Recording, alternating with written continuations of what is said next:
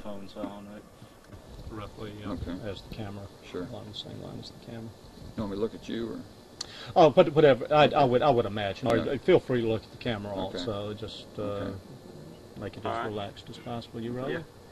First question is it hot enough for you today? It's a little bit cooler today. Yeah.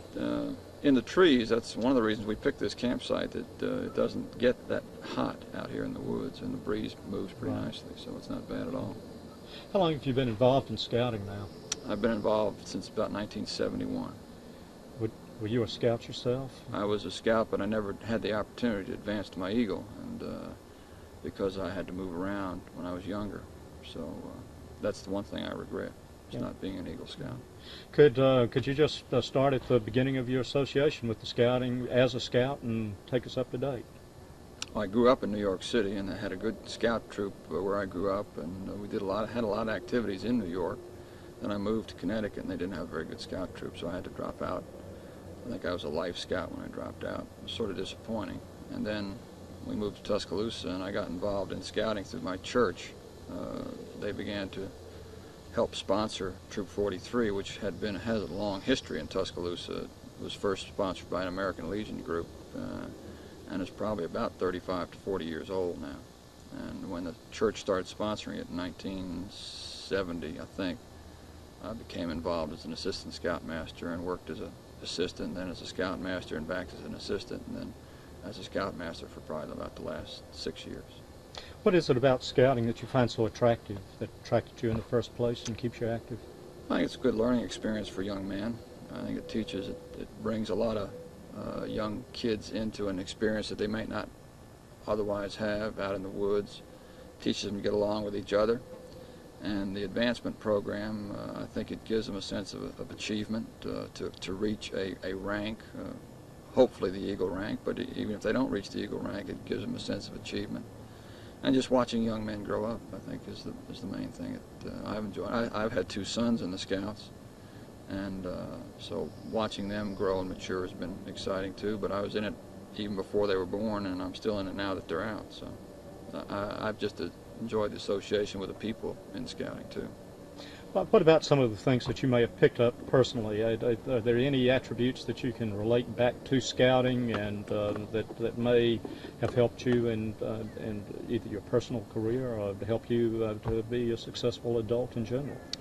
Well, I think it's taught me more about the woods, how to get along in the woods, how to survive in the woods, how to, it's taught me a lot about preparing food, taught me a lot about existing in the woods.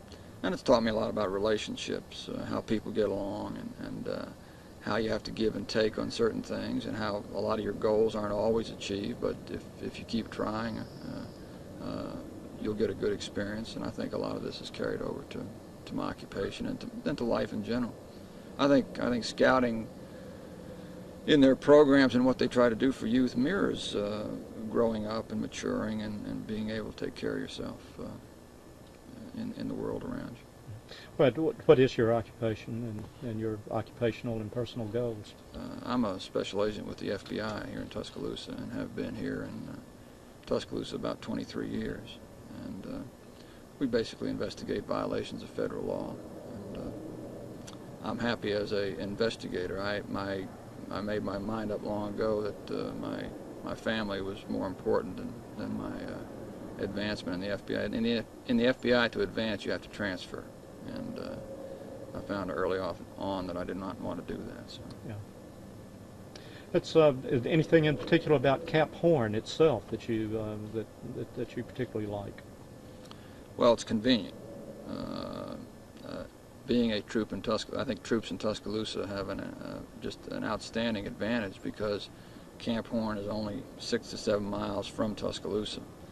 The facilities are great. I think they do a wonderful job out here with all the programs. The food's good. The campsites are great, and I think Tuscaloosa and the Black Warrior Council is lucky to have a camp this size and this rural so close to Tuscaloosa.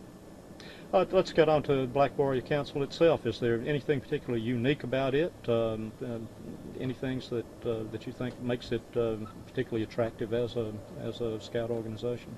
I think the leadership. I think not only the professional leadership has always been good, but I think the community involvement, the board that helps run it, and then of course the scout masters, the cub masters, the explorer leaders, the volunteers, which is the heart of any scout organization, have always had an interest, I think, in pursuing scouting and its ideals. And I think I'm not that familiar with the other scouting councils in Alabama or throughout the Southeast, but I would assume that they would have the same type of dedicated people. But I think the dedicated people in the council makes the Black Warrior Council unique from all levels. Yeah. Well, thank you. I think that covers everything that I'd want. Do you know of anything?